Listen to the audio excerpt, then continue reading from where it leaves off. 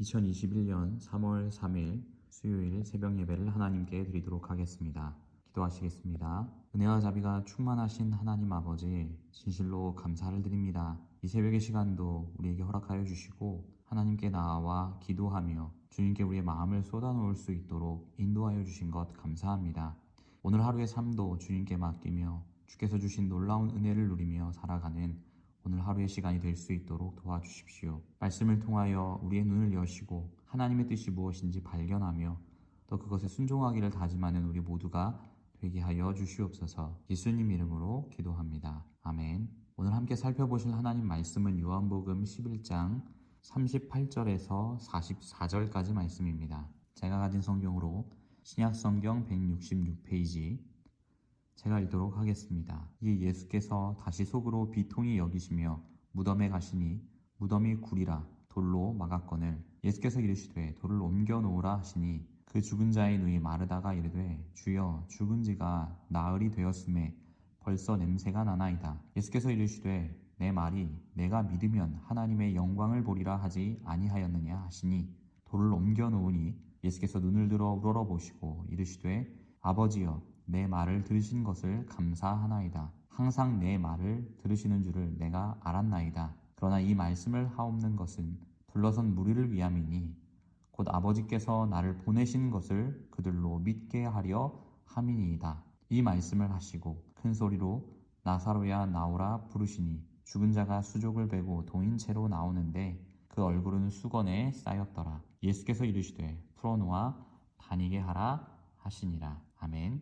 성도 여러분, 삶을 살아가면서 이해하지 못할 만한 일들을 마주할 때가 많이 있습니다.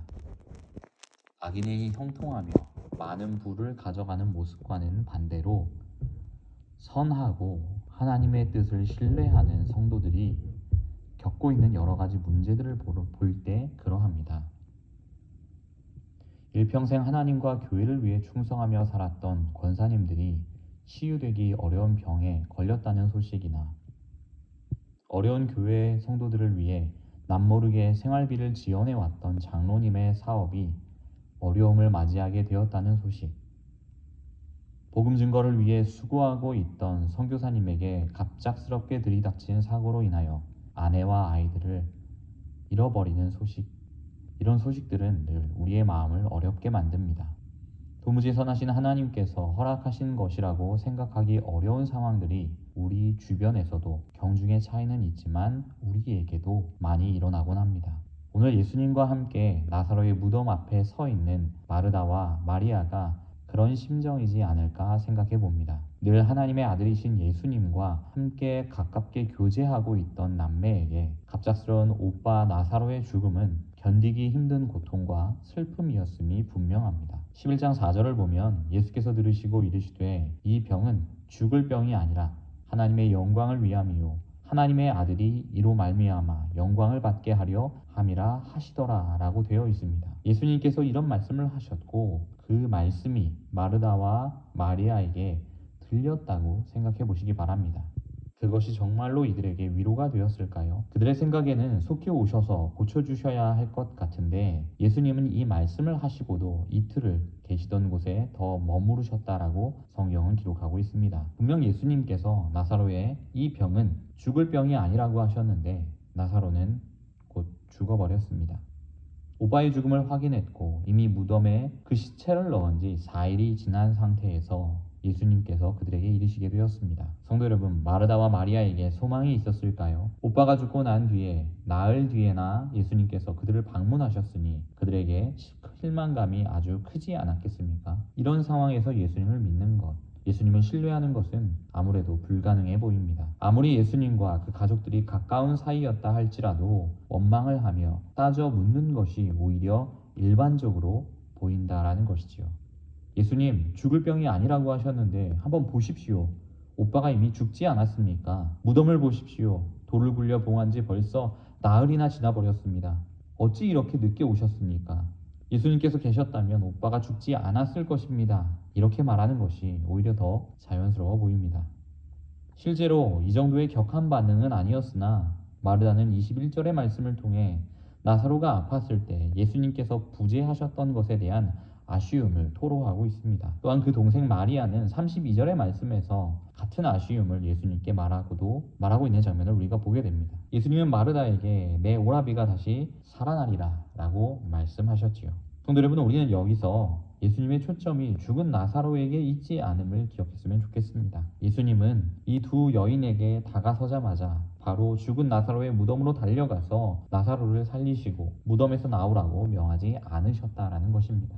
실망하고 있는 마르다에게 먼저 말씀을 건네셨고 그에게 믿음을 요구하셨습니다. 성도 여러분, 우리는 기억해야 할 것은 늘 우리 예수님이 믿음에 관심이 있으시다라는 사실입니다. 오빠 나사로가 죽은 상황 속에서도 내가 나를 믿고 신뢰하고 있느냐라고 예수님께서 물으셨습니다. 마르다는 실제로 예수님 앞에서 22절의 말씀으로 고백합니다. 그러나 나는 이제라도 주께서 무엇이든지 하나님께 구하시는 것을 하나님이 주실 줄을 아나이다. 이렇게 고백하지요. 오빠가 죽었지만 그러나 이제라도 예수님께서 하나님께 무엇인가를 구한다고 한다면 하나님께서 해주실 것이라고 믿는다라고 고백하였던 것이지요.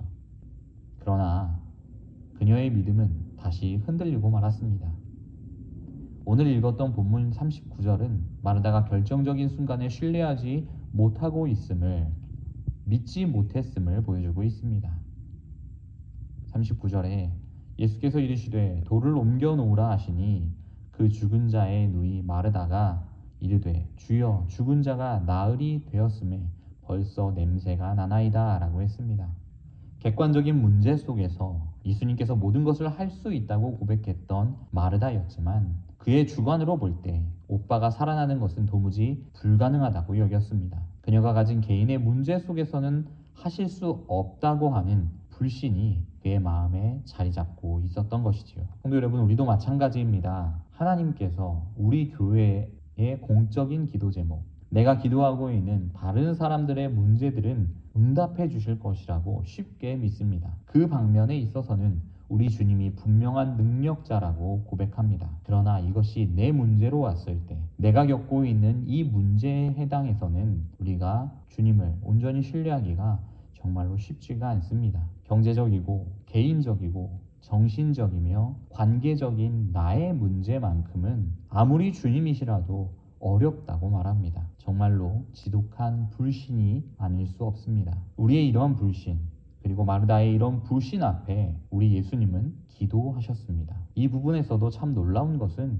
예수님께서 하신 기도의 목적이 일반적인 우리 기도의 목적과 다르다는 사실입니다. 42절에 항상 내 말을 들으시는 줄을 내가 알았나이다. 그러나 이 말씀을 하옵는 것은 둘러선 무리를 위함이니 곧 아버지께서 나를 보내신 것을 그들로 믿게 하려 함이니이다. 지금 예수님께서 기도하신 이 목적은 기도가 전혀 필요 없으신 예수님의 본질, 하나님이심이 드러나는 표현인 동시에 이 기도가 예수님을 둘러서서 그 기도를 듣고 있는 무리들을 위한 목적이라고 분명하게 말씀하고 계신 것이죠. 예수님을 둘러싸고 있는 많은 무리들이 예수님을 하나님의 아들로 믿게 하기 위하여 기도하고 계신다라고 오늘 예수님께서는 말씀하신 것이었습니다.